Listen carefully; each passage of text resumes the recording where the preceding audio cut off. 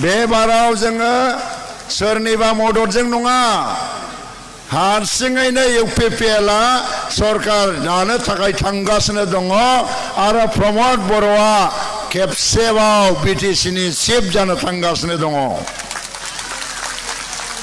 हाग्रामा महिलारिया बुंबाय थादों 3 तारिखआवलायनो शपथ ग्रहणा गावसो लागोन जाहैदों हाग्रामा महिलारियासो गभर्नमेन्टआ हाग्रामा महिलारिनि जागोन। बबाव जागोन हाग्रामा महिलारिनि गभर्नमेन्ट? उदालगुरियाव 10टा समष्टि दं। 10टा समष्टिनि गेजेराव बिपिएफआ 0 जागोन 0 मोनसेबो देरहानाय नङा। तामुलपुराव 9 समष्टि दं। 9 समष्टिनि गेजेराव नांगोला 0 बाहाय मोनसेबो देरहाया। बाक्सायाव देरहागोन नामा बबावबा? बाक्सायाव गासै 6टा समष्टि दं। बाक्सायावबो 0 बाक्सायावबो 0 जागोन आरो चिरां जिल्लायावबो बिसोरो मोनसेबो देरहानो हाया। अब्ला माखौ लानानै हाग्रामा महिलारिया गभर्नमेन्ट दानो? दा गभर्नमेन्टआ दागोनबा प्रमद बर'आसो दागोन। प्रमद बर'नि दैदेननायावनो आरोबाव बिटिसि सरकार जानो थांगासिनो दङ। रायजो राजाफोर हाग्रामा महिलारिया मा बुंदों? प्रमद बर'नि सरकारनि समाव खालि खेला आरो मेलाल' जादोंनो होननानै बुंदों। नंगौ जोङो खेला होदों नाथाय हाग्रामा महिलारिनि समाव जानाय बादि लटारि खेला जों होआखै, थिर खेला जों होआखै, दाउ अमानि खेला जों होआखै। मा खेला होदों? फुटबलनि खेला होदों। दुरान काप खालामदों। देश विदेशनिफ्राय फुटबल गेलेग्राफ्रा फैनानै बड'लेण्डआव फुटबल गेलेफैदों। जोंनि ओनसोलनिफ्रायनो हलिचरन नार्जारी, मनबिर बसुमतारी, गोगोमसार बसुमतारी, अपर्णा नार्जारीमोन बादि गोजौ थाखोनि भारत हादरखौनो दैदेननो हानाय फुटबलार ओंखारलांदों। जोंनि गभर्नमेन्टनि दिनाव मेला जादों। मेलाया मा जादों? गियाननि मेला जादों, थुनलाइनि मेला जादों, हारिमुनि मेला जादों। हाग्रामानि समाव दैजिं मेला जायोमोन। दैजिं मेलाया जौ जुवा बेदर लटारिनि मेला जायोमोन। बे मेलायाव थांनानै साबेसे बर' सेंग्रा सिख्लाफ्रा एक्सिडेन्ट जायै जायै जिउ गोमानांखो बेनि हिसाब गैयामोन।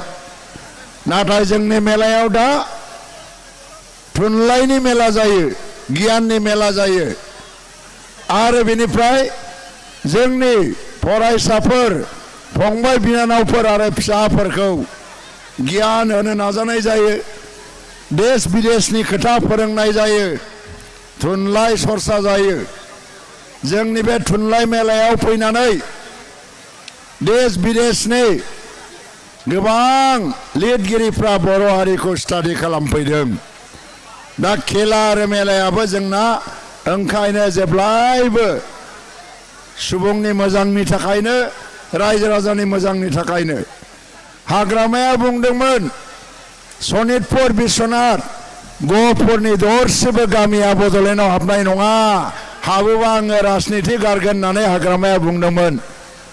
5 बोसोराव रायजो राजाफोर प्रमद बर'नि दैदेननायाव आंबो आसामाव मन्त्रि जानानै खामानि मावनायाव गहपुर, सनितपुर आरो बिश्वनाथनिफ्राय प्राय 250 गामि बड'लेण्डआव हाबबाय। 45,000 गोदानै बर' फिसाफ्रा दिनैहाय नैबे दानि बिटिसिनि जानो गोनां भटआव प्रथमबारनि थाखाय भट होनो मोनसिगोन रायजो राजाफोर। जोबोद गोजोनथाव बाथ्रा।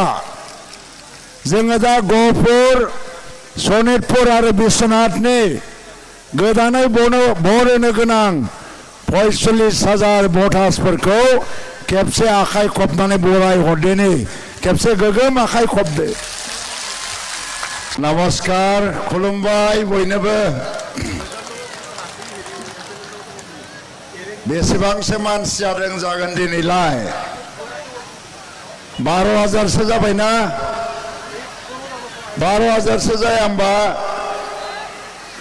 अब्ला मोनसे परियालाव जुदि 3 भट थायोबा 12,000 को 3 जों पूरन खालामोबा 36,000 भट फैबाय दिनैहाय कक्लाबारियाव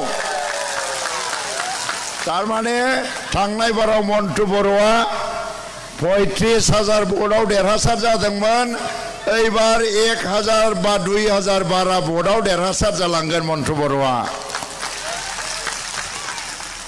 So dear আইসকল মই প্ৰথমতে আপোনালোক সকললৈ মোৰ আন্তৰিক শ্ৰদ্ধা আৰু ধন্যবাদ জ্ঞাপন কৰিছোঁ যে আজি ইমান গৰম বতৰ ভাল নহয় হেমেকা বতৰ এই সময়তো আমাৰ আহ্বান মতে আপোনালোকে আজি চিমলা বজাৰত আহি পেলাই আজিৰ গণসমাৱেশখন সফল কৰিছে আমাৰ প্ৰচাৰ অভিযান কাইলৈ শেষ হ'ব 5টা বজাত